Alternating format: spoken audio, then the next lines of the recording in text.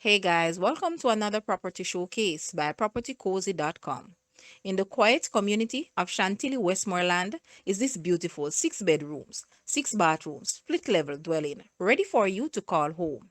It is on approximately 0.34 acres of land and is secured by walls, fences, and an electronic gate. The first level has 2 bedrooms with ensuite bathrooms.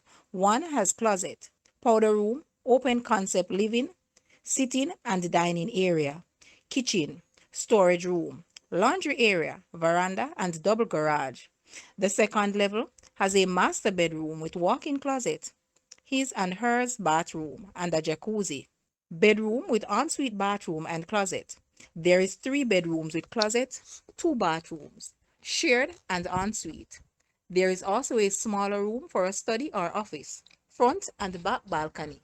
There are AC units installed, ceiling fans, and the house is grilled. There is a water heater and generator access with changeover switch. A garden, multiple fruit trees such as mangoes, Julie and East Indian, breadfruit, coconut, plum, plantain, and banana. It is close to schools, shops, banks, and churches. Guys, let's take a look at this house. And please watch the entire video for more details at the end.